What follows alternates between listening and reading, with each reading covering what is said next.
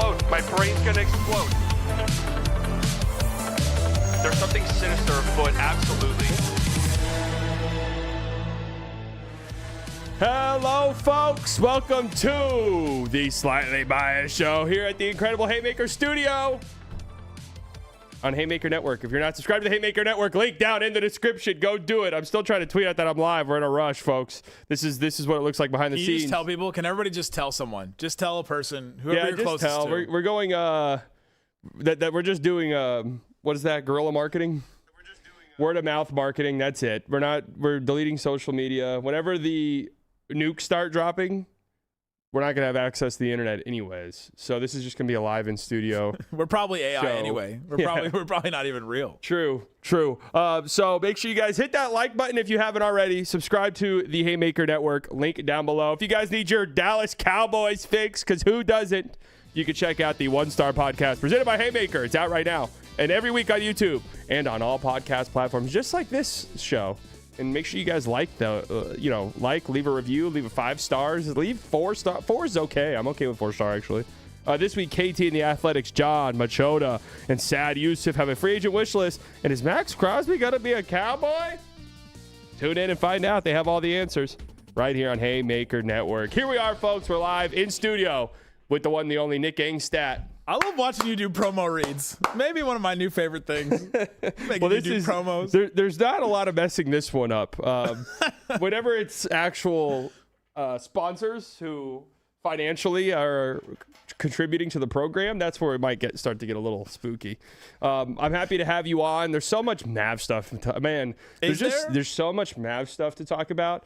No, there's really next to none. But I'm happy you're here because I surprised you. I didn't tell you this before, but by the end of the show, we're going to do a March Madness style, because March is here. Let's go. March Madness style Star Wars bracket. I'm ready. And I'm so excited to do it. No prep. I'm in. No prep. We're getting right into it. I had generic Mavs. I really don't even know what to talk about. Generic. It says generic Mavs. Topic in parentheses. Generic Mavs. Okay. Nico Brusino. Yeah. Ryan Brokoff. Why when everyone does like Jonathan Anderson. When everyone does Gibson. Random players, it's always a white guy. Have you noticed that? It's like a lot of times a white Jonathan guy. Gibson. Yeah, true. Justin Anderson. Roddy B. Roddy B. Shout out to him. Did you know that before last year, Roddy B had the most threes in a game by rookie? Wow. And you know Mavs who broke or in the NBA? In the NBA. And you know who broke it? It's our boy. Last year? Last year? No, I don't know. Dalton Connect. Rip. Dalton Connect. That feels like one of those stats where you see who's led it before. You're like, oh, maybe this isn't a good It's like maybe this is a bad thing. Yeah. For some reason. I'm surprised Khan hasn't broken that yet. He probably has. I don't know. 7. I don't know. There's some real crazy con stats flying around. Yeah, like he's leading in Rookie of the Year right He's now. leading a Rookie of the Year, but then there's some, and I feel like it's hate, but it's like his numbers without LaMelo are just, they crater kind of. And, you know, if he's at 8 in a game twice, 7 in a game twice. So I think 9 was the record. I could be wrong on getting that. Close. I think 9 was the record. He's a LaMelo merchant. I mean, yeah, LaMelo merchant. And I've talked about it on my show yesterday. I was like, LaMelo is so underappreciated and undervalued. That's right. And he's the best. And I've seen people be like, Conk is the best player on a playoff team. I'm like, that's ridiculous. Just because he terrorizes major cities doesn't mean true. He's not a good basketball player. That's right. He's not a good driver. No one said that. He's a good basketball player. Was terrorizing major cities. Is there anything to talk about for the Mavs at all? Actually, yes. now that you're here, absolutely. You never ever talk about this. So this is actually a good vehicle for you. Like, because I know it, I understand it because I'm a part of it. The day-to-day having to do a daily Mavericks show, I do not think people realize the difficulty that there is, even when they're good, having to talk about a team every single day. It's why I say it's the hardest job in the world. People say trauma nurses, coal miners, construction workers, and we love them all. Like we have love for all of our laborers out there. All the kids that do we're pro-labor, Labor Party, socialist, communist, all of it. Yeah. Oh, okay. And so that's the hardest job, is being a podcaster. Because you got to wake up every day and say, all right, I got to talk about Brandon Williams. The hardest part is being a podcaster and going on dates. That's the hard part. Like, yes, I am a white man with a podcast, but not one of those white men with a podcast. No, it's not. We're not talking about space lasers. It's basketball. No, yeah, not doing that. The thing is, I've done it for 10 years now, so it's become like second nature, where just every day I'm thinking about what's the next Mavs thing to talk about. And you go from, I think there's a difference between people that can react to stuff. Anybody can set, like you listening right now, you could do a Mavs podcast on anything. And I'm open to it. If you react to anything, you just react to it. Okay, Anthony Davis trade. Everybody with the Mavs podcast does an episode after that, right? Every single one of them. Right. Today or like yesterday, where there's nothing Mavs happening at all, and everybody thinks that everybody's down on everything, can you come up with something? Can you come up with a topic? And like, I think you're good at this, where you just come up with a topic out of nothing. You're like, I'm just going to. Well, I've stopped. I'm like, guys, I'm not talking about the Mavs today. Maybe not Mavs, but just in general, you can come up with a topic out of the air, and you pull it out of the air, and I think that's where the actual like skill comes into play. Yeah, because we've had post games where I've gotten on right after, and I'm like, dude, I don't know, man. Can we talk about the post games where you get on and you're like, I didn't watch a minute of that game? Yeah. Do you think I could fake it to the middle? Like, I got you. To be fair, I've never not watched a game and then gone on ever. Like 0 minutes. Yeah. 0 minutes without telling you that I watched. I have gone on, but like, I'm not gonna lie, I had the game on.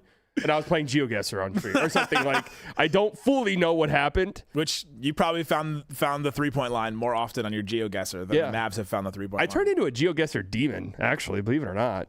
But yeah, it's just hell every time when you. Well, no, it's you start to play it and you do recognize like dirt colors. Like, that's true. Not that guy on TikTok though that sees like a patch of color and he's just like, yeah, this is Liberia. Yeah, that guy's on another level. But you can't see a dirt level and be like, oh yeah, I definitely know that that's Chile.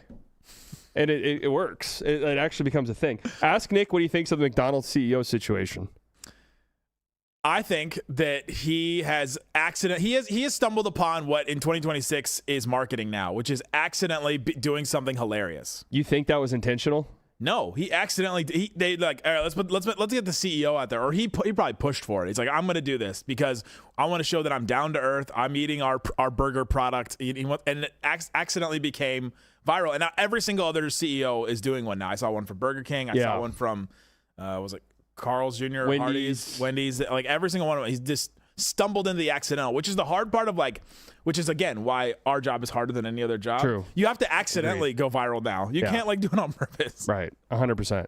Is that not the perfect state of affairs in this country where we are actively, well, not only that, but thousands of miles away, we're raining terror on poor innocent women and children. And back home, it's like the McDonald's CEO is going at it with the Wendy's CEO. I don't think Orlando is 1,000 miles away. True. The Mavs are going to be raining down hellfire on Orlando tonight. Stay inside, guys. Yeah, I mean, the Mavs, what's there to even say, really? They're just, we said it on the show a million times. Part of what makes it so hard is like, what's there to get excited about? All these guys, none of them are. At the moment, Cooper Flag is questionable. Could play tonight, and if Cooper Flag plays, it changes the conversation completely. But since Cooper Flag has been out, I wonder if we'll find out during the show if he plays or not. We'll keep it open. We'll keep our best people on it. We have people in the back room working for us. That's right. But if Cooper Flag's playing, it's interesting. There is stuff to talk about because his development, I think, to me, I said this on the show the other day, his development is number one, even over lottery balls. Like I agree with you 100%. If the Mavs win a couple games at the end of the season because Cooper Flag goes off in games, that's great. 100% agree. We need that. Like the Mavs need to prove that he is a number one option, can contribute to winning and all that, and as many reps as he can possibly get those reps. The problem is when he's not playing, we're getting a good look at guys like Ryan Nembhard, Max Christie doing some extra stuff. Maybe guys the Mavs want to sign like Chris Middleton. Marvin Bagley's been out for a couple games, so that takes that away. Musa Cisse's games are almost up, so we've seen him. They bring in more two-way guys, and it's like, all right, even if like a Ryan Nembhard makes it work, and even if a Ryan Nembhard is okay, he's like a backup guard or a third point guard. Like, all right, that's not that interesting or consequential on a team going forward. And like ideally, he's probably not on your like finals roster next. You know, it's that's a hard thing to look at. But we're still gonna take a look at him because guys surprise you all the time. JJ Barea came out of nowhere. I mean, players can come out of nowhere and surprise you. Just is not happening at the moment. No, and it's different NBA, and yeah, that really is it. If Cooper playing, completely different story.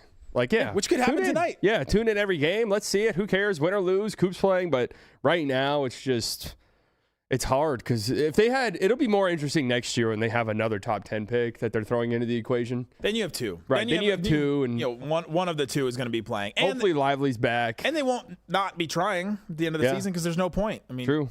unless they're like, you know what? We have the second worst record in the league. We could get one or two. Let's go all the way. Let's tank the entire season for a 50% chance that we get. Actually, not even 50%. Maybe the Mavs win the lottery this year, and then everyone's so mad about tanking that they finally change rules. And they're like, we're getting rid of pick protections, and the Mavs are like, thank God. That's great for us. Yeah, that works out in our favor. The bottom 10 teams have all lost. Have you seen this stat? Like 43 times? 44 straight games. Like the bottom 10 of the league currently have a combined 44 game losing. It's just schedule. Like they're all just playing. It is crazy that none of each other. Yeah, none of these teams have played each other. Well, the Mavs did. Right. The Mavs just played 4 of those teams like last week. Right. So I guess when you're thinking about it, like 44 for 10 games isn't that crazy. No, especially you throw in a couple 9 games. Right. Yeah. There's Brooklyn's 9. Utah's 7, Washington 6 straight games, and you got like losses Chicago's in a row. 1. Yeah, 6 straight losses. Mavs, it's 2-14 in their last 16. Man. I know, and the 2 wins are what? Like Brooklyn and Indiana. Brooklyn and Indiana, or did they lose? Yeah, they beat Brooklyn. They beat Middleton Brooklyn. went off against Indiana, and then I don't think that must have been a softball night. I have no recollection of that. It was 100%. Can we talk about you hitting a softball into a garbage can? Yeah, I did, and there's actually video proof of it. Do you have it? I could probably pull it up, honestly. I don't know how difficult that might be for me, but I just want to see it for me. Listen how humble he is about, I don't know. I guess I could pull it up. No, there's video proof of it, and I will dig and find it right now. But yeah, I think that you want the me to Mavs. vamp until then? Are you okay? Wait, but while I'm looking for it, because this is becoming an interesting talking point. Isaac's the draft guy. That's not as interesting as right, but how you present it. Are you up on that? I'm actually starting to get there. I mean, I'm obviously starting. I'm familiar with the top 10 guys. Like, I'm starting to dive into it. But Isaac the other day was like, yeah, I watched this A-Cuff Duke game, like start to finish. He's an A-Cuff guy. And I'm like, how do you, he has other guys above him for sure. But okay. I'm like, how do you have time? He's got multiple kids. A new kid. He's like, I read this book the other day. Isaac is the most incredible consumer of relevant content ever. He's like, hey, have you watched this new show? I'm like, how do you even? No. What's your process with the draft? Are you just like a stats? Are you a highlights guy? I'm a rely on the draft expert people. That's exactly how I am. I interviewed and hired the No Ceilings guys to do our Locked On NBA Draft with No Ceilings podcast. And in talking to them, both at Summer League in person this year and in the lead up to to having them replace Raphael, you just realize how much they watch these guys. Yeah. Like Corey Tulaba is like, yeah, I've seen Cooper Flagg in person before he went to Duke like 5 times. You're like, I'm just never going to catch up to that. Like, I just don't have the time. Well, you can catch up to it. And let me tell you how. Well, I've seen him in person more times than that. Spreadsheets. And I'm in on spreadsheets. I've got Claude on it. I've got Chat on it. I am going full spreadsheets this draft cycle. I'm not watching. That's going to be got Con. This is going to be my. I've actually been monitoring this situation where I've looked at the spreadsheet guys. Yeah, they're pretentious and a little annoying. That's their problem on Twitter, right? But the reality is they do good work. And if you dive into their stuff and read, you're like, oh, these people kind of know. And you know what? Going back and looking, they're kind of right. The ones that are yelling at Sam Vecini for doing his board the way that he does. Yeah, like, hey, yeah. Just the most successful draft guy out there is right. Yelling at him on how he does his board. Again, there's a little air of pretentiousness with them that I think limits them from really having brought in, because your back's already against the wall as a spreadsheet guys, because basketball fans are not going to like you. Especially Kevin Durant. There is like a, do we want to, and I'm a believer that this stuff actually has made fandom worse. Well, one of my hottest takes is that like all of us have made fandom worse. Like podcasters, information, stats guys, we know too much. Going into a game, like we know if the Mavs are supposed to win or lose. Like in the 90s, like you kind of had a general idea of, my team is good, but you had like this glimmer of hope that like my team could win. But we know so much now, even down to this second night of a back-to-back. Did they have data on second night of a back-to-back back then? Did they have injury reports that came out every 15 freaking minutes that we would know who's playing in these games or not? I mean, I just think that you had more of like this is our year, like you can't do that anymore because we just know. I mean, going into it, even like the Lakers this year, they have Luka Doncic. They have LeBron James still playing at an incredible level at 41 and Austin Reeves. And they're like, we actually have no shot to win the NBA title this year. That's true. That is true. Being a fan kind of is trash now, because I was thinking about this with A-Cuff, where I'm like, 10, 15 years ago, I'd have been like, he has hype and he has aura. I want him on my team. Yeah. I wouldn't have cared about someone be like, well, have you seen his steal rate? And just like traditionally, these guys never translate. And now I see that and I'm like, oh, okay, I don't want him. He's 6'3", which is actually like legally. Yeah, legally he's not allowed on roller coasters, in the NBA. and there's several establishments he's not allowed in, especially this. Stand up real quick. Can we get a wide camera angle on us? I just moved the whole desk. We're tall human beings. Neither of us fit in frame. Neither of us fit Still. even in this frame. Give us another one. This is something that people. Yeah, let me get all the other cameras that There are. you go. Yeah. No, You can you know- guys stay standing? Let's keep the show right there. That looked great. It's kind of offensive when people. I'm gonna be real. It offends me when people come up to me and they're like, "You're way taller than I thought." I get that. I'm like, that doesn't 50% of mean- the time at games. They're skinnier than he thought. I've talked about this before. Skinnier than I don't get that one. I don't get that one. Skinnier than I thought is insane.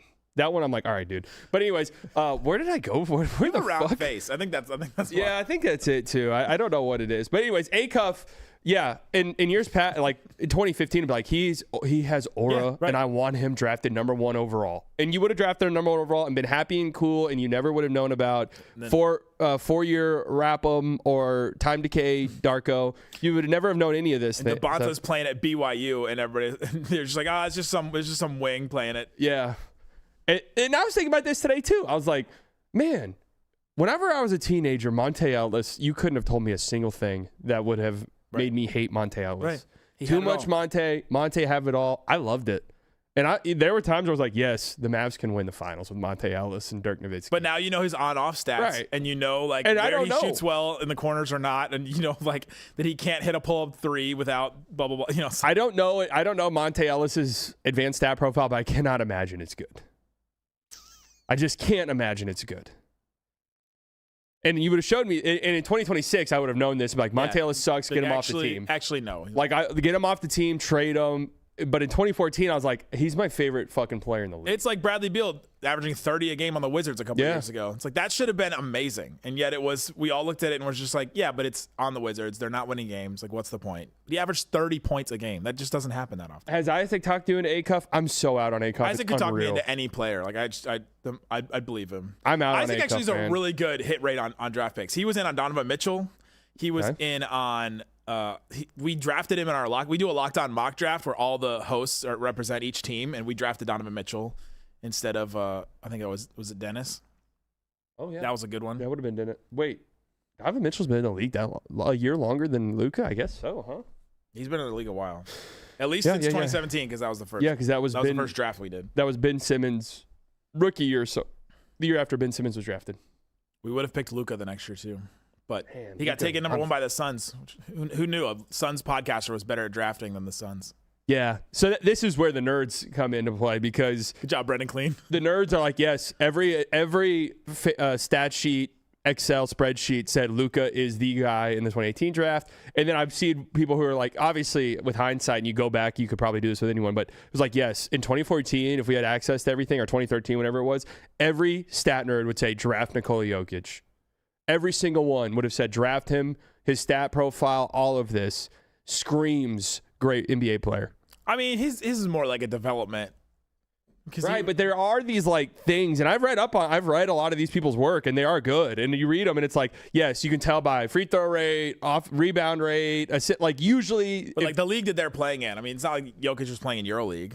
Right, I don't know what league he was playing in, but there's still stats for those guys that they can carry over. But the Giannis one was like he was playing with in the third league. yeah, that's who was it? Was that a Sange too in this last draft? One of those dudes was playing in some really bad league that it was like. Just like I don't know. We're taking a real shot in the dark here on tools and potential. Yesterday on my stream, we were looking at this website, Batorovik. I don't know how to say it. It's the college spread. If you see any spreadsheet, Bedorvik. it's something like that. College spreadsheet thing. If you see any of them, it's from this website. How is it spelled? BRTTORVIK. Bart. It's Bart. Like people call it Bart for short. I'm pretty sure. Bartovic. So I also have breaking news here, actually. You got a button for that? Doo-doo-doo-doo-doo. I have actually found the video of the trash can. Let's go. Can you put this full screen? Yes. Okay, there I am batting. By the way, Oh, look at that stance. Yeah, You go way high above the head. I need people to understand. I was kind of a demon at baseball. I know. I joke about it, but I was legitimately a demon. You joke about a little football. bit. You joke about that one football season. Yeah, football season, middle But school. baseball, I was a 3-year letter in baseball. I was pretty good. That's a confident stance. Look at that stance. Yeah. Also, slow pitch. Fastball does slow pitch. Boom. It goes foul. And you. Did you hear that? That was the trash can. That was the sound of it going in a trash can? Yes. I need it again. That was it. They Dude, gave me. That guy screaming in the background is amazing. They gave me $150,000. They did? They did for doing that. It was a giveaway thing. If you That's hit a trash can, $150,000. In the trash can. Let's hear that hit again, man. You're mashing. Yeah, man. I'm trying to tell you guys, I'm a demon. You know, there are podcast listeners that are out there. Really? Yes, they always come say what's up to me. They might be in the chat right now. Shout out Raccoon Squad. They softball. can back me up on this claim. You do look skinnier in person at least from that shot. Yeah, I mean, I get up there and I have the presence of a Barry Bonds or like a Babe Ruth. Was that impressive or what? Can we just sit and watch the rest of that game or something? What's what do you want to do? Yeah, we can. We'll play by play it. Do you have the all 20 of that? Yeah, we do. I've got my tape, and I can send my advanced stats out. My advanced stuff was good. What is the hit rate? What was your exit velocity on? My exit velo was good. I think I went 3 for 3, 4 for 4. Anyways, Jayson Tatum's coming back tomorrow night. Yeah, against the Mavs. We knew that. Wow, incredible. 10 months, 9 months. I did see I was reading something. I forgot who wrote it. He's gonna hit 5 threes. The Blazers. Tom. I always fuck up his last name. You know what I'm talking about though. Haberstroh. Yeah, Haberstroh. He posted something that I actually thought was really interesting about Achilles recoveries, that it actually, the average recovery time used to be around 10 months. And then it started to take longer and longer, I guess just out of precaution. Some of that data is like with Kyrie with the ACL. Is it going to show that it took him 18 months to return from the ACL? Yeah, they had John Wall's 22, 24 months. Like they shut him down for the rest of the season. Does that count as recovery time? Or yeah, it would. Back? I mean, if they're just looking at average time missed. Tanking ruins something else. Yeah. So, I mean, 10 months. I want to remind people that Drew Smith, I know he's like a role player, tore his Achilles just a tiny bit before Tatum did last year. And I want to say there's no way he was there on opening night. But his recovery time was absolute lunacy. Not up on Drew Smith. Okay, never mind. He played 14 games last year. What the hell am I thinking? What the hell am I thinking? Okay, he tore his Achilles Show the clip of in December, but he tore his Achilles in December 2024 and was there at the start of the season. So that's a 10-month recovery time. It can happen. Yeah, and I mean, it depends on age, which is why the Kyrie thing is so concerning. But Tatum's still 19, so. Well, Achilles and ACL, I think, are a little different. For sure. Achilles is like, you'll never walk again. Like, that used to be what it was like. I don't have my Jason Kidd drop on me, but I'm not a doctor. I'm not a doctor. I'm just like you guys. You lose speed with Achilles. Yeah. Well, that's like if you're a running back, your career is literally over. Mm.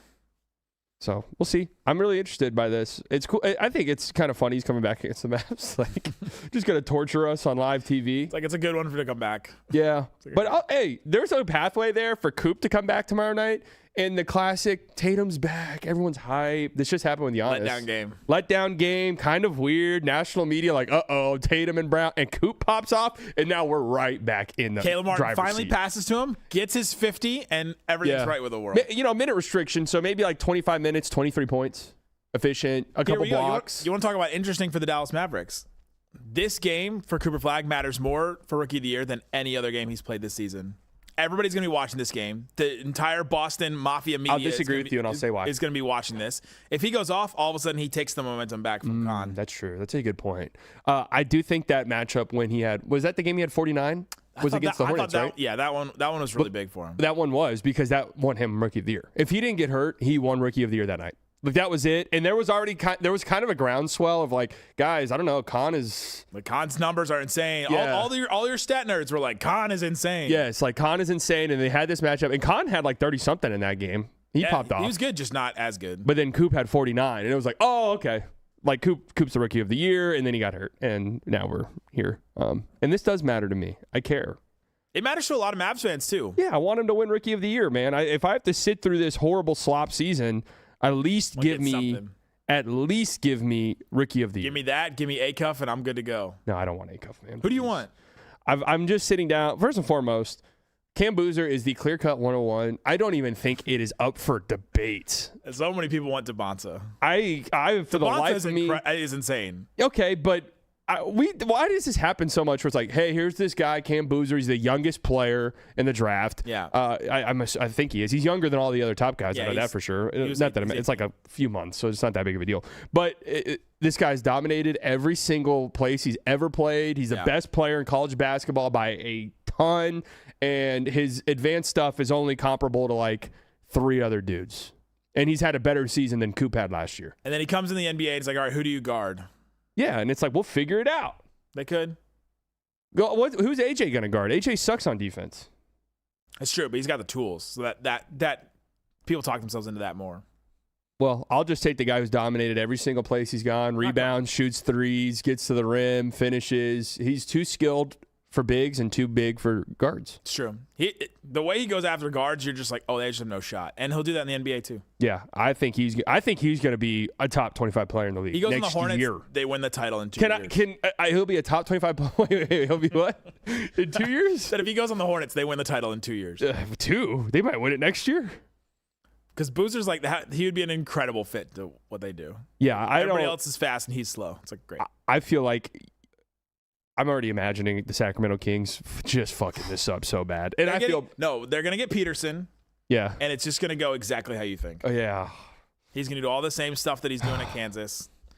He'll play just good enough to get that big contract and then demand a trade right after it. If you get the number 1 overall pick in this draft and you don't take Cam Boozer, if I were the Jazz will take AJ Devonta. If I were the commissioner, and I've already said this before, if I were the commissioner, I'd rule such an iron fist. Like, it would just be crazy. You have to pick him. You have to pick Boozer. Your team is getting relocated. I'm just saying your franchise doesn't deserve this. Your fan base doesn't deserve this. Like, here's what I would say: we're not doing a Vegas team. Vegas team sucks. Las Vegas sucks. It's not people that live there. It's an evil place. There's just an evil aura that surrounds it. I don't know what it is. When's the last time you were there? I was there a few months ago, and I swear I've said this on here. Time didn't work there.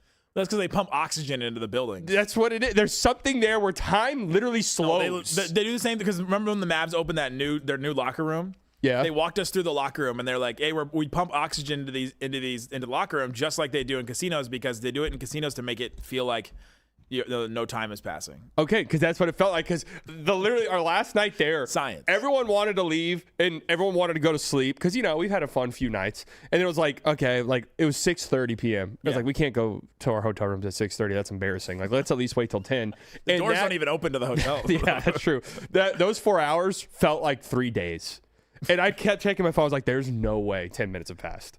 It's got to be the least amount of windows per square foot, right? Yeah, there's no windows. You don't know what time it is outside. What are you looking at outside? Yeah, what are you looking at? In the daytime, Vegas, I agree, is somebody on fentanyl. Like, they don't want you to look outside anyways. Every time I fly into Vegas for Summer League, it's like, oh, this is just a dry sponge of a city. Like, it's just an evil place. In the day, it's like really sad. It has an evil aura about it. So no basketball teams there. So how do they get all the water there? That's what I want to know. Are we about to come up with like a nickname like Sin City or something like that? That's really good. That's a great one. Come up with that? Someone write that down. No, we should print some shirts. Anyways, there's probably no copyright on that. Yeah, probably not. Where were we talking about this? You got the rundown. Why were we just talking? Oh, yeah. I would say this if I were the commissioner. No, you hit the ball into the can. I did, yeah. No, $150,000. If I were the commissioner, here's what I would say. We're not doing a Vegas team. Yeah. In fact, Vegas, goodbye. We're not even associating with you anymore. You're done. We'll find a new Summer League location. Put Summer League in Europe. Yeah, we'll do Summer League in Vancouver or something. Like, we're done. So, anyways, you're out. We're going to do Seattle. We'll get an expansion team. Bring the Supersonics back. And we'll just relocate the Grizzlies. We'll get rid of a team, a franchise, and that'll be that. We'll relocate a team. Get rid of one? We'll relocate. Wait, no. Okay, here's a better idea. Okay. They open Seattle Supersonics. Yeah. They need another G League team.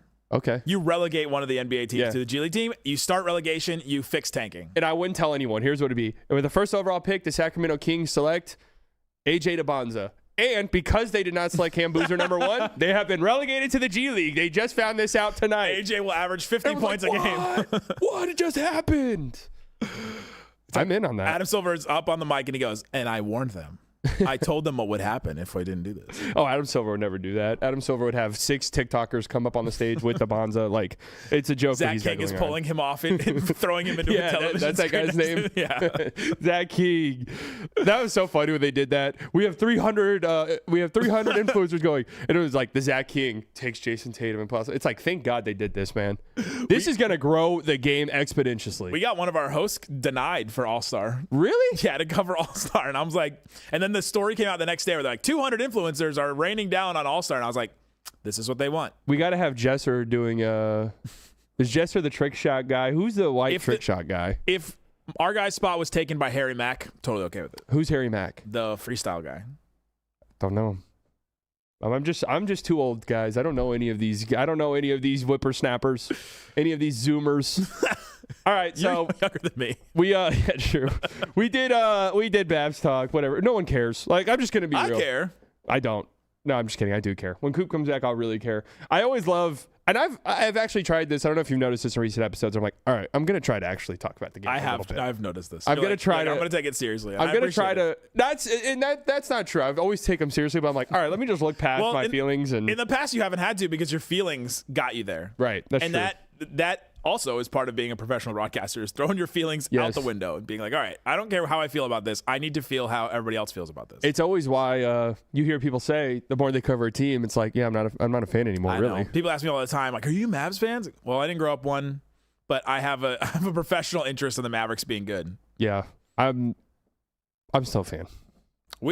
My show did better during the finals run than the Luka trade. So I could have the biggest story in the NBA in a decade, and I'd take a finals run every time. That's always the dumbest shit. Whenever like Luka stands would be flooding my mentions, in the rare time it wasn't like them saying something absolutely insane that the translate couldn't even translate because they're not supposed to.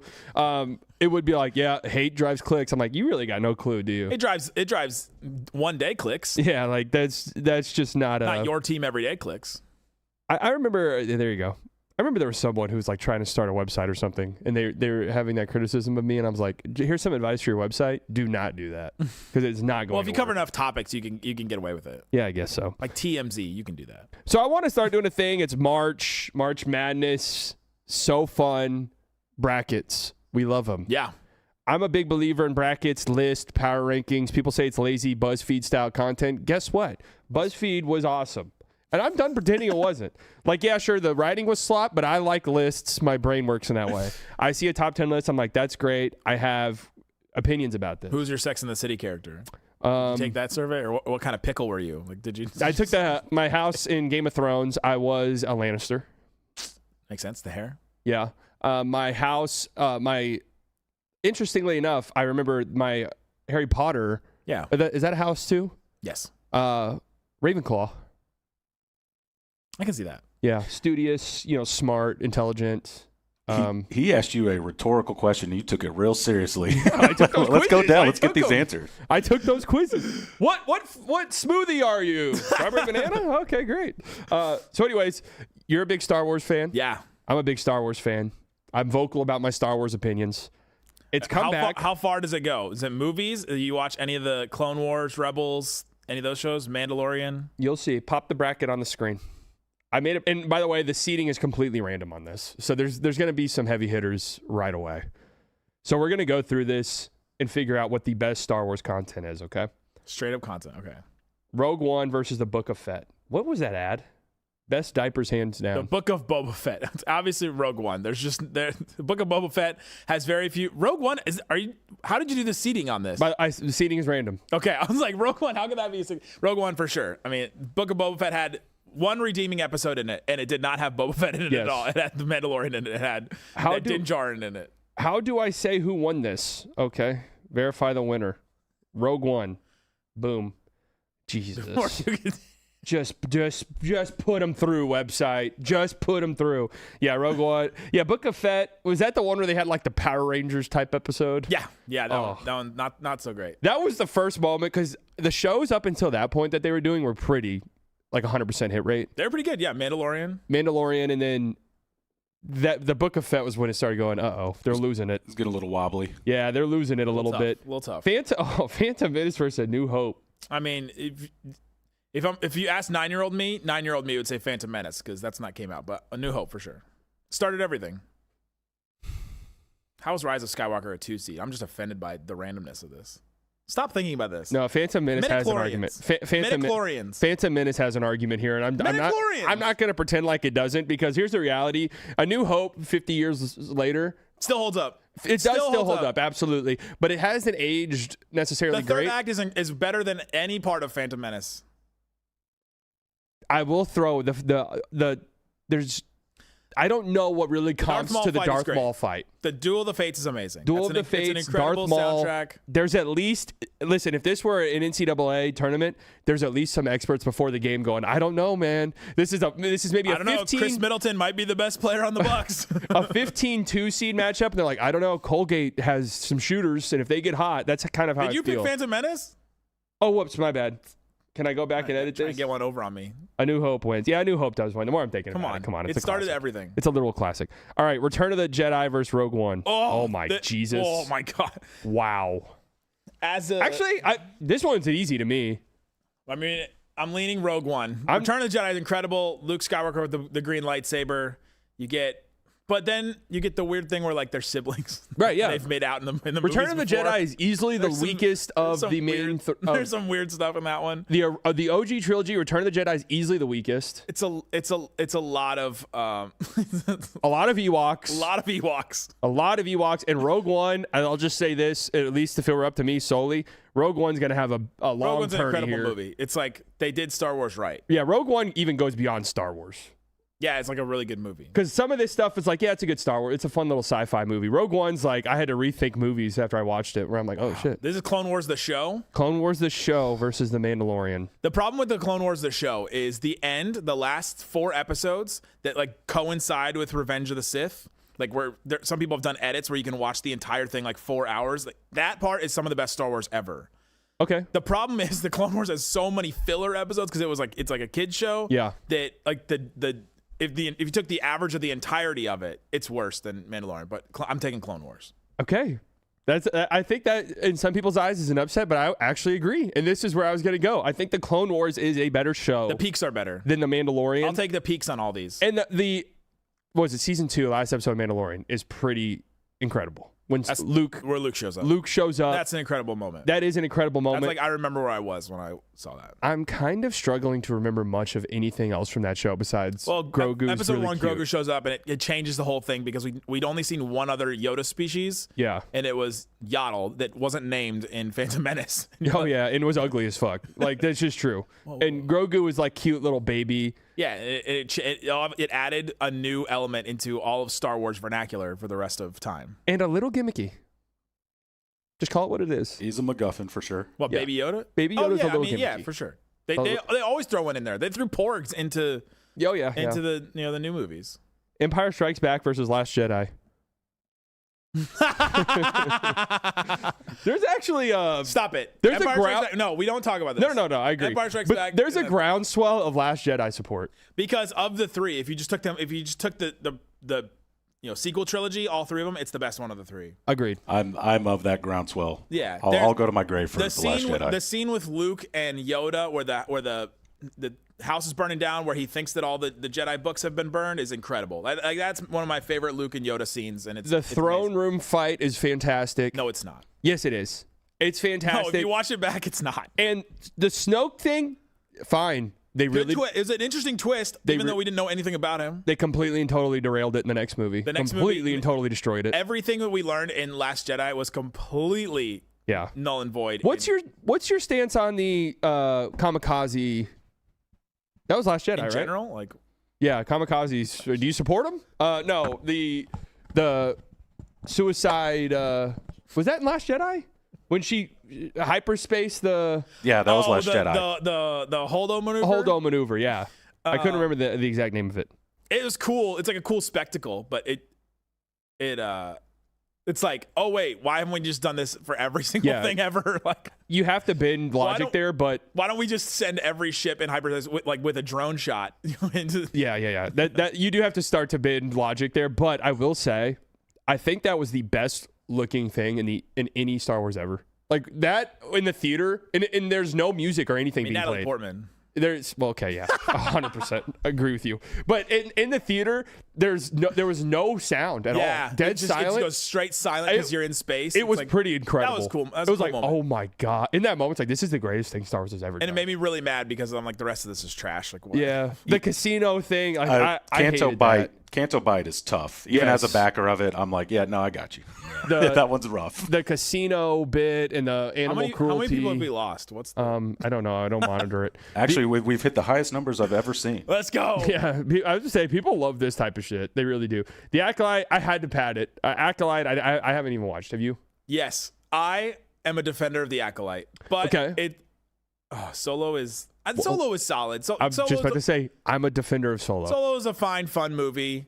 I think the guy that played Solo got a lot of crap, but I think that he didn't deserve it. I think him meeting Chewbacca is like kind of fun.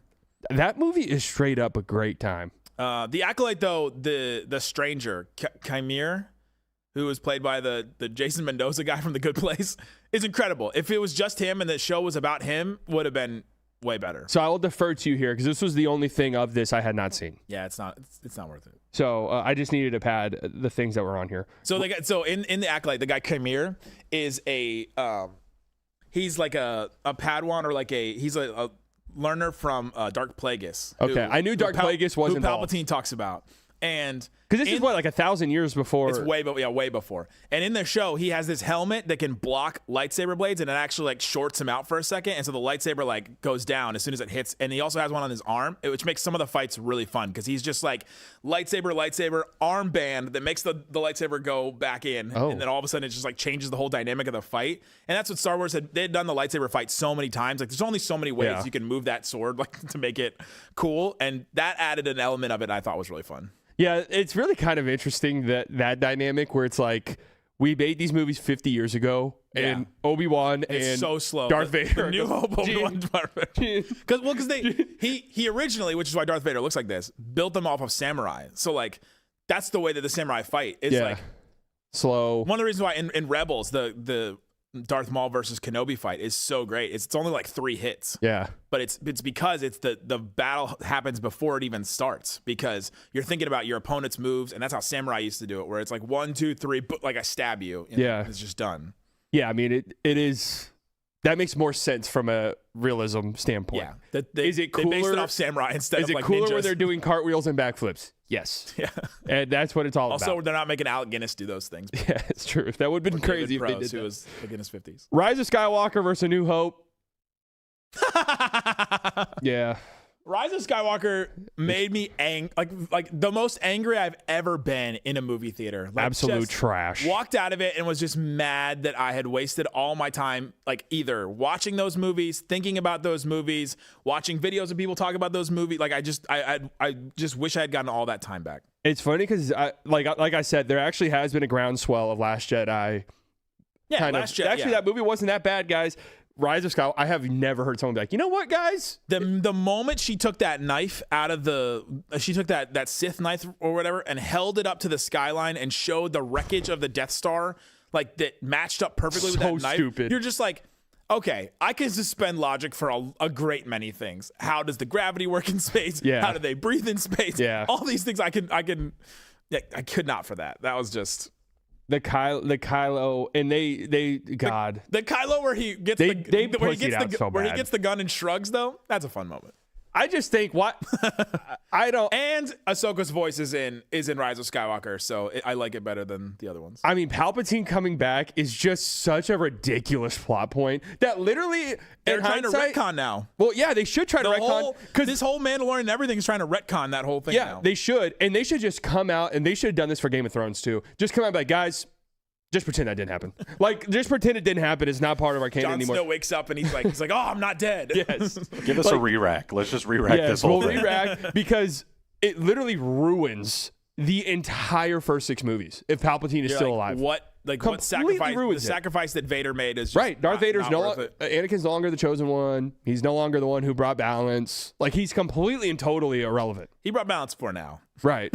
But in my brain, this movie, I've only seen this movie, I think, once, which is I will never watch it again. Complete and total garbage trash. I feel They fly now. And they bought in, they did the Raylo thing. That wasn't necessary. You didn't need to do it. They threw Finn to the side. It did nothing with him. I was It's so like Cat's frustrated. name, by the way, Finn. But it's not because of Finn from the Star Wars. My question for you guys after that movie, like, I feel like you could list off what force powers were because there was only like a handful of them, right? But then after you just kind of do whatever, I guess. After that bring movie. people back to life.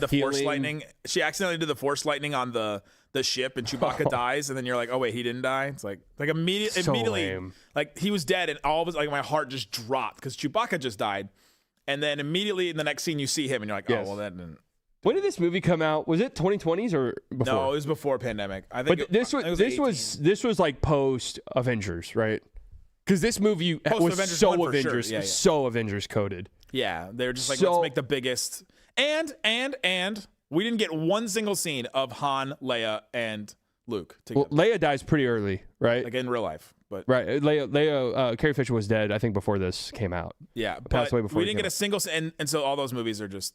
But doesn't Leia die like early in this movie? She does, just laying on the bed. Yeah, I mean, because And this was the movie where it starts with Poe one man armying the ginormous. Yeah, that first scene, which is kind of fun. It's a great scene, but it's like, whatever, man. Nothing matters anymore. Like, one guy is going to take out the biggest ship, and then Palpatine's back. It's like, all right, he doesn't whatever. have the Force, but can do all these things that Force users. And one thing I also push back at the end when all the rebels show up on the planet, literally all of them, all at once. Yeah, cool scene. Biggs comes back. Actually, the ghost ship from Rebels is in it. Like, I mean, cool scene. Don't get me wrong, but earned, not earned whatsoever. And then also, here's the reality: if I'm a rebel leader or something, and they're like, guys, Palpatine's back, and he's got a whole planet, and there's thousands of. I'm like, guys, we're fucked. Like, we just gotta survive and advance here. We're not storming this planet. Let's do Ahsoka season 2 and just catapult ourselves to another galaxy. So the idea is Palpatine's entire plan was to come to this moment where he faked his death. It's all leading to this moment. And he has a whole planet of subservient. I don't know if he faked his death as much as he had a backup plan. Like he had I think that's the way that he's cloned himself into being a million Snokes. But all it took was taking down 3 of the radar ships, and all of a sudden it's all over. Like, this is the dumbest movie of all time, maybe. Of all time. December 20th, 2019. So I think I have a new COVID conspiracy. Wow. Gracie Abrams, the only good thing J.J. Abrams 2019, man. That's crazy that came out that long ago. It really doesn't feel like it. Kenobi Andor. Oh, Kenobi had the scene with the scene with Obi-Wan and Vader where his mask gets broken. Unbelievable. Is incredible. Like one of the most, like the deepest gut-wrenching moments in Star Wars where you're like, oh, on an emotional level, I have seen these guys together. I've seen so many of the interviews with those two actors together where they just love like doing everything that Star Wars was. Andor clears this whole list. And I also think for Kenobi, outside of Andor, probably, like, it is of anything in the Star Wars like universe, it is okay. We have a fantastic actor. Like, let's just let him cook. Yeah, because like in the Ewan McGregor's a fantastic actor, obviously. Right. So like in the first 3 movies, the writing was pretty shit. Like, you didn't get to really see him. Well, he's a backup. You know, he's the Padawan in the first one. But you don't get to see him kind of like, oh, this screams at Darth Maul. This is like an Oscar level actor. And in that scene, and throughout the Kenobi show, he's kind of cooking a little bit. There's some stupid stuff in that show, but yeah, that when those two are fighting, assembly line. he's the scene with Leia running in the forest. Yeah, the Leia stuff in this show is not good at all. But yeah, the final fight. What did you call the thing where they added the baby Yoda? Oh, Matt called it a MacGuffin. MacGuffin. Yeah, she has that little robot that's 100% that. Yes. Yeah, we got to find the thing. And you're like, okay, all right. Here's the rest of the movie. Andor. We'll be talking about Andor quite a bit. I'd have Andor to imagine. Be here a while. That's the one where like the matchup goes by and you're like, oh, we don't have to talk about Duke now. We'll be talking about them in the Final Four. Attack of the Clones, Revenge of the Sith. Wow, Revenge of the Sith is better for sure. Well, this got a wow reaction out of you. Just that it's the 2 movies back to back. I think Attack of the Clones is probably the weakest of all of the first 6. Yeah. I like Phantom Menace. I don't like sand. It's coarse, it's rough, and it gets everywhere. And unironically, that's kind of a reason I don't like Geonosis. I don't like it as a planet. I don't like that that's such a big focal point of the movie. Yeah, well, it's where they made the Death Star. But Padme is like the hottest anyone's ever looked in this movie. Yeah, bonus points for that for really sure. is like that. I think that probably adds 3 points to people's score of this movie. Not joking. Return of the Jedi had the same added extra credit points. You know? I was actually thinking about this recently, where I was thinking about just the politics of Star Wars. And I couldn't help but start thinking, because in this movie, obviously, they introduce the clones. We go to, what is the name of that? Camino? Camino. We go to Camino. We meet these weird alien people, and they're cloning human beings and raising them from birth to go die in battle. Yeah. I was thinking, I was like, I know in the movies these are the good guys, but they're kind of insane. Which is like part of the part of the Star Wars thing. Like I know, but he wrote it about Vietnam, where like the Empire was America. Yeah. In the first, I think in the original trilogy, it's clear and obvious what the politics and messaging of that is. Yeah. Especially in the 70s and 80s. Like that was a very clear anti-American imperialism like theme. Yep. I think they kind of threw that away in the prequels, and we're just doing space sci-fi stuff. Let's just fill in the gaps of all the things that should have happened before this. And they're like, yeah, the Trade Federation, they're blockading all this stuff. It's like, yeah, cool. They're also just sending these like robots to go die. And you guys are like cloning human beings and sending them out and dying by the thousands. The ethics. Yeah, I'm like, it's kind of crazy when you think about it. 200,000 more, 1 million more on the way. Ready to die whenever. They'll listen to whatever you say. Yeah, and secretly they have a chip in their brain that'll make them do whatever. Yeah, that's actually like a tough. That's actually what, and we'll talk about Clone Wars more, but that show like really kind of explores that a little bit. A lot. Yeah. A lot. And it's really interesting because what they do. They name clones. They like give them personalities. I mean, it's kind of crazy. That show is for kids. Like 40 different clones. That show is for kids, but they go kind of deep sometimes with some of their. Why it's great. So is Rebels. Force Awakens and you don't have Rebels on this list. Yeah, I didn't put it on there because I did not watch a single episode of it. Oh, it's amazing. The peaks of that are amazing. Ahsoka to me is a little boring. I am biased. Ahsoka's my favorite Star Wars character. If you want to push Ahsoka here, I won't push back again. I mean, it's gonna lose to Revenge of the Sith, so just throw it. Throw it next one anyway. Force Awakens, it kind of gets poo-pooed by the rest of the next two movies. Does. It's fun because I remember coming out of the theater being like, all right, we set stuff up. It was A New Hope, just like they just redid it in a bigger and better, like a bigger and better looking version. That movie got it though. Like it got the sort of magical sort of, you're in the theater and the you get the scroll and then boom, here comes this big ship and they're going. It gets that right. And it's exactly Kylo Ren comes down. It's just a repeat of what they did. Yeah, I know. Kylo Ren comes down, he freezes the thing, and then he kills he freezes the blaster bolt. And you're like, oh my god, what? This is Star Wars. Like this freaky ass guy is here. We're back. He seems like he can't lose. And then, they just completely and totally botched it the rest of the way. Rogue One and Clone Wars. Ooh, Jesus. Love Clone Wars. Again, the final 4 episodes are incredible, but Rogue One is that's such a great movie. The way, like the whole way through, where you're just like hanging on and the thing about Rogue One that makes it so great, you know how it ends. Yep. The whole way, you know how it ends. All of them are gonna die. So the thing that. And I will go back to this. I had this opinion right when I walked out the theater. They never should have marketed Darth Vader in this movie. They never should. He was part of their marketing. It's another one where it would have been really great if like we were surprised by it. And I guess he has scenes like earlier in the movie, but if you took out those scenes, because I don't think they were like super relevant to the story. I think it's sick. Yeah, well, it is sick, but I think it was more like Darth Vader's in this movie, guys. Everyone's like, oh shit. Well, because that's how it does start. Because it starts with him chasing that. Right, but no, I'm saying if he doesn't have the scenes earlier where he's talking to, I forgot his name. If he's talking, Krennic. Yeah, Krennic. Who's that actor's incredible, by the way. If he's talking to Krennic, and the only time we see Darth Vader is at the end. Yeah, where he's walking through the shit. Yeah. Oh, that would have been just peak. Yeah.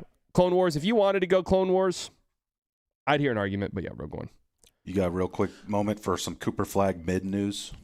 He's not playing tomorrow. Mark Stein has reported just now Dallas Cooper Flag is a game time decision tonight. Yeah, so he's not playing. And I'm told a determination on Flag playing Friday at Boston, even if he plays tonight, has yet to be made.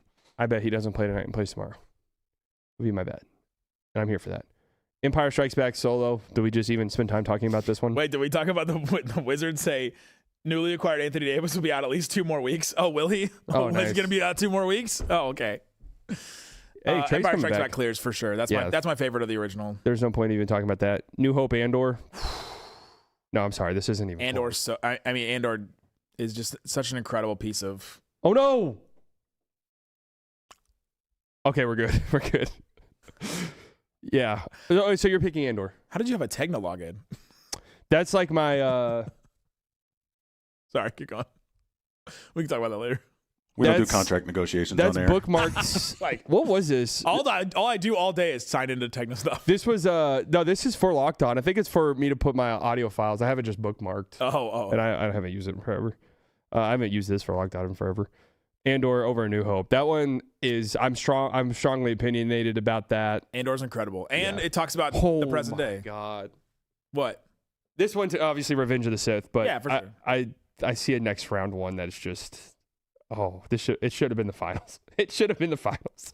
All right, Rogue One. Where are we at now? My Lord. All right, we're in the final four. Wow. We got some heavy hitters. It's Empire for me. I don't even have to think that long about it.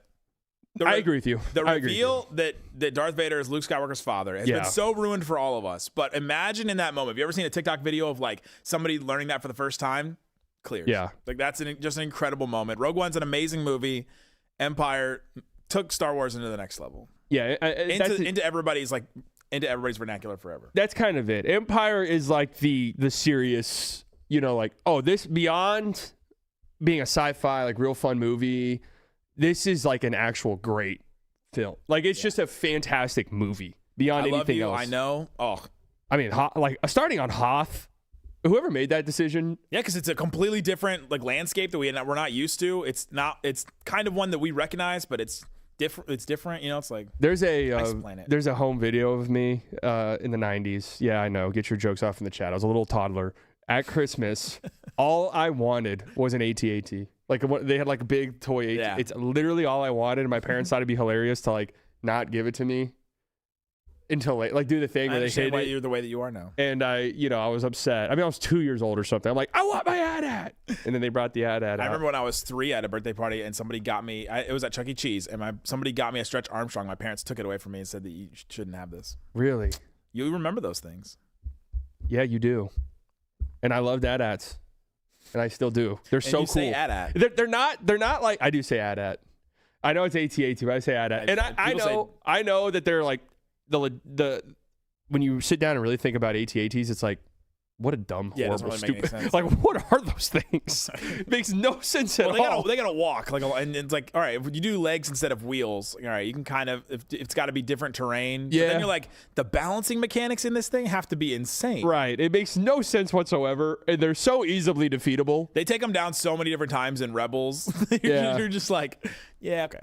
It's like an elephant. You just have this giant body where things are just shoot missiles at that and it'll explode. There is a scene in Rebels though where it's a sandstorm and there's like 6 of them chasing them and they go in a circle. They circle them like a pack of like wolves. And that is like a crazy scene because you're just like, oh, now we're just stuck in between these. It is really cool things. in Rogue One where they like pop out of the forest. They're scary in Rogue One. Yeah, they are pretty scary in Rogue One. My question was always, how do they get them there? Because I mean, they don't look like they fold up. I'm trying to get efficient with the travel. The legs fold up underneath, and then they're carried by those crane thing. And they I never think about the logistics of Star Wars because it's like, Coruscant, there's 8 trillion people there and the whole city is a planet and there's 20,000 layers. One giant city. Like I don't explain to me how anything works. That's just cool enough for me. In Coruscant, they have levels where they're the people in poverty like live the lower. There was supposed to be there was supposed to be a game about that they canceled. do it a lot in Clone Wars. And in Andor. Andor, they kind of touch on it a little bit. Yeah, true. Jesus, in my opinion, this is the final. In my opinion, these are the 2 best matchups. These are the 2 best. That's so Revenge tough. of the Sith is in my top 4 on Letterboxd. This is just all about what you want. Do you want a Star Wars movie or do you want a really, really good show, like a quality? This is an amazing piece of cinematic. Count to 3 and say your answer. Okay. 1, 2, 3. Andor. Yeah, it pains me because Revenge of the Sith has such a place here for me. I'll die defending this movie. I think it's good. I think the way they handled Anakin is real. It was really good. And there's some corny dialogue. Yeah, but it works. George you Lucas, believe it. Anakin. I think Hayden Christensen gets a lot of shit, but I thought he did good. Yeah. I believe it 100%. It's heartbreaking when Padme dies. You were supposed to be the chosen one. Oh, I mean, I will. You were supposed to destroy the Sith, not join them. Weren't you guys talking before the show about that's the hottest version of her? You were the pregnant one? We did not say that. That was not said. You were my brother, Anakin. Dude, I could have sworn, y'all. That's what y'all were saying. To me, these are the two best. Yeah, Andor is, and we'll just okay. So I think this is Empire Strikes Back versus Andor. This is my final. This is the correct final to me, and it's Empire. Okay, so here's where we'll have an argument. I think it's Andor. I think Andor is the best thing Star Wars has ever made by far. Yes, as far as quality of like actual movie, but as far as adding to lore of Star Wars, taking Star Wars to where it is, like Luke versus Darth Vader. I am your father. That is just ultimate. And I'm trying to think of like nitpicks I could have for Empire to be like, that's why it should. And there's really not many. Like, there's really not many. I think if they could go back in time and if they're like, we're rebooting Star Wars. Unless you hate Lando. Do you hate Lando? No, I like Lando. And I actually, because one of the biggest criticisms is like, well, why would Lando betray him? It's like, it makes total sense, man. The Empire has him completely cornered. It happens in Andor too, where that they have no choice. Guys sell them out. Yeah, they have no choice, literally at all. So I get it, but Andor too. The thing about comparing a TV show to a movie you get like 3 hours. Right. Andor, you got 2 seasons where it's just like. Well, I mean, Andor to me is almost a flawless. That's great. I think it's with like The Sopranos breaking. Like it is one of the greatest TV shows ever made. But it took the concept of Star Wars and it made it into a good show. Right. No lightsabers. It is like not Star Wars, where Empire is Star Wars. And one of the things I love about Andor, and again, they get to explore this in shows way easy, like you said, is the Empire feels scary. Like this is. Yeah, there are real stakes. There are real stakes, and they're the bad guys. You can't fall off a ledge and just come back because nobody has the Force in this show. Right. I mean, they kill people off in this show. Yeah. And Krennic is, or not Krennic. What's his name? The lead spy guy, Skarsgård. Yeah, Eric Skarsgård. Oh yes. Oh, my mind has become a sunless place. Dude, that dialogue he has. Yeah, with the spy incredible. is the best. Luthan. Luthan. Yeah. That is the best monologue in any Star Wars. Agreed. Agreed. It's like it's flawless. But so my vote would be Andor. Where do you weigh the culture? Like, is this just everything? You're only judging what you see on the screen because Empire Strikes Back, like, the cultural shifted phenomenon. culture. Yeah, it did. Yeah, I guess it just is a personal preference. How many father reveals have we had since Empire Strikes Back? That was in Toy Story 2 was like basically an Empire Strikes Back clone of a movie. It's an homage because it's an incredible piece of cinema. All right, Matt, you got to be the tiebreaker here. No. Oh no. I'm Andor, man. I'm sorry. I think. Everything you've said, Andor's a perfect show. I think it's great. It's specifically designed for people our age. But Empire Strikes Back, dude. Yeah. It's got the equity, it's got the cultural impact, and it still holds up. I mean, the lines, it's just too good. And I won't sit here and argue it really because it is fantastic. Now again, I will say that's almost a perfect Final Four. My final would have Revenge of the Sith, Andor. My Rogue personal One, final Empire. would have been Revenge of the Sith and Andor personally, with Empire being a very tough third place. Yeah, but then you would have had Empire beating one of Revenge of the Sith or. I'm happy the seating worked like this because this is the best. This is the Final 4 best stuff Star Wars has ever done. So what I was trying to say is, I imagine they can go back in time and be like, okay, we're rebooting Star Wars. And if I could go back in time and be in the room, I'd say, fuck the new trilogy. We know it's going to be we just know deep down we're going to mess it up. Let's do the Andor thing first. It's build from Andor. Do this story. The problem is Andor builds to the originals. Right. But if this were the first thing people saw in a decade plus of Star Wars, it would have been like, oh my God, this is crazy. And Andor probably would have been a way bigger cultural phenomenon, which unfortunately, like, I don't want to say it came and went, but it kind of did. Like, well, everything comes and goes now. I know, but like Mandalorian had some real lasting staying power when it first came out. Because of Baby Yoda. But I mean, it appealed to kids, and Andor does not appeal to kids. No, it doesn't. And Andor I love because they went for it, man. Yep. That's a risk they took. It's a story that, like, it was risky to kind of commit to, and it's dark, and they don't hold punches. Like, they show both sides are kind of, the rebels gotta, a rebellion can be nasty, and you start to feel for the accountant kid who's the guy. Yeah, that, they kind of humanize the Empire a little bit, where you understand like these are people who are brainwashed essentially, or just like have no other choice. It's like what? It's me versus the whole Empire. It's like I feel that on a certain level. It's like, all right, well, his death was no spoilers, but it was just kind of like, whoa, fast, quick. That's it, because that's how it happens in real life. Yeah, geez, that show's unreal. Did I change your mind at all? No. Matt's thing about cultural impact just entrenched me more. I mean, Empire Strikes Back, man. Yeah, tell me one line from Andor right now, I guess, other than the My mind has become a sunless place. Yeah. My name is Cassian Andor. I love the scene. You got me. when he's and I'm so bad at names, so I'm defending the show and I don't remember some of the names. But when he's there's so many characters in it. When he's chauffeuring she's like a Senator Ortega.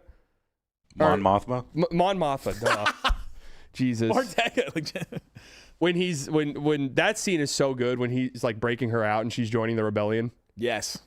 That scene is so incredible. Or the scene where she's dancing at the wedding thing. Yeah, dude, party X'd out. Oh. Where you especially when you realize what is happening in the scene, you're like, oh, she's just realizing that like everything in her life has just been completely collapsed, worthless. Like you have to join this rebellion thing, and you know Mothma from the originals. So you're like, you have some kind of connection. Man, her story's pretty sad because she just gets fucked and like gets basically forced in. Like, it just shows the rebellion, man. They got pretty nasty. Well, you have to. It's like it showed the darkness of it too, where Luthan made some choices that you're like, ugh. Luthan is one of the best characters of any show ever. Yeah. And Skarsgård, complicated. I mean, getting Skarsgård for that role, just think about that. Well, they've gotten some incredible actors for Star Wars. I mean, you talk to Ewan McGregor. They got Liam Neeson to play. Yeah, true. Liam Neeson is Qui-Gon Jinn. Is hilarious. There's like going back as a kid, I had no idea who he was, and he was always like, "Oh, that's Qui-Gon Jinn." And every other thing, like in Taken, I was like, "Oh, Qui-Gon Jinn is gonna be like." That's how Ewan McGregor is, where he's like a very serious, like he's like a stage actor, isn't he? He did Moulin Rouge, like he was doing like stuff like that. Yeah, and it's like I'm Obi-Wan Kenobi, and the writing is honestly not very good, and I'm having to say some things that aren't very good, and I promise it's not. And Hayden Christensen's whole career got fucked because of it. He was in that movie Shattered Glass that I really liked. Shattered Glass is a great movie. We watched that in broadcast journalism class. That's a fantastic movie, and he was great in that. It's just the sort of wimpy little twerp kid. Oh, I hated him in that movie, but he did good in it. But I hated his character so much. Well, and talk about Jake Lloyd, the guy that played Anakin in Phantom Menace. Oh yeah, well the child actors, you never know. He looks exactly the same. It's kind of crazy. And looks nothing like Hayden Christensen. Didn't they bring him back for something? It's like an extra? I thought they did. I don't know. It's probably a stormtrooper in something. Yeah, maybe. Okay. Well, that was a lot of fun. You guys aren't big Jumper fans? Oh, Hayden Christensen was in that, wasn't he? I forgot about that movie. I think that's like the only thing I know that he's done since Star Wars. Yeah, Shattered Glass, man. Because that movie always stuck with me because we watched it in school. When did that movie come out? Can you look at that? Because was that before or after 3? I think it's in the middle. All right. Well, I know you got to go. I'm holding you to it. What time is it? 2003, Shattered Glass. 2003, wow. Man. Well, because Revenge is 05. So yeah, that makes sense. And then, yeah, he just kind of hung around and is now. Do you want to talk about John Poulikitis on the Mavs and like the impact he's going to make in the game tonight? I'm going to tell you this right now, and I'm just going to be honest and upfront, right? And I understand the gimmick of some of these accounts, but the moment John Poulikitis hits a 3, and I see a tweet with an eyeball emoji that's like Jimmy. It's gonna be all things Mavs. I see a tweet with an eyeball. My guy Jimmy. It's gonna be him. I see a tweet with an eyeball emoji that's like, does he like fit into the plans next year? That's Did probably we find our own it. Luke Kennard? I don't know. Did the Lakers even value Luke Kennard? That might be it. Like that, I was like, all right, yeah, I'm done with the NBA. I'll just look at some of these draft guys, and then when the playoffs start, I'll check back in, and I'll look at box score numbers for Coop. Check every single Locked On Mavs post-game show with Slightly Biased. I will watch the games. I do watch the game. It's fun, and you learn to just be like, all right, let's see what this other team's got going on. I mean, that's what we've been doing. We talked about the Hornets last one. We'll talk about the Magic and their disgrace of a team tonight. Yeah. And hopefully they win. Paul had $2 earlier. Nick with the finger guns, pew pew.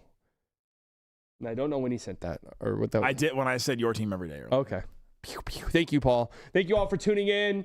Thank you, Nick, for coming. Locked On Mavs. I've been telling Nick, and and I've been telling them this privately, but I'm saying, dude, you need to do a Patreon. You need to do something. And like, we got the Everyday Air Club. We have the text line. I know, but I'm saying do like a all-encompassing podcast. I think people would like it. I mean, you just kind of convinced me that we should do a Star Wars show in some way. People, you need to understand, and I've learned this through the Mavs being shit. People will listen to you talk about anything. That's part of what makes it great. So thank you for coming. It was a lot of fun. I'm happy we got there. Wow, I'm really happy how that bracket turned out because I did random seating, and that could have gone bad. We could have had Andor. We could have all of those face each other in the first round. We could have had Kenobi sneak into the final or something like that. Thank God we didn't have that. All right, thank you all for tuning in. Make sure you guys subscribe to the Haymaker Network. Link down in the description. Make sure you guys subscribe to my channel. Leave a like. Make sure you guys subscribe to Locked On Mavs. And if you're listening to this on audio platforms, please leave a review. Okay, goodbye. Love you. See you guys next week. Oh, you love Who's it gonna be? My brain's gonna explode. My brain's gonna explode. There's something sinister afoot, absolutely. Security at the Haymaker Network is provided by Smith Thompson. Secure your home now at smiththompson.com.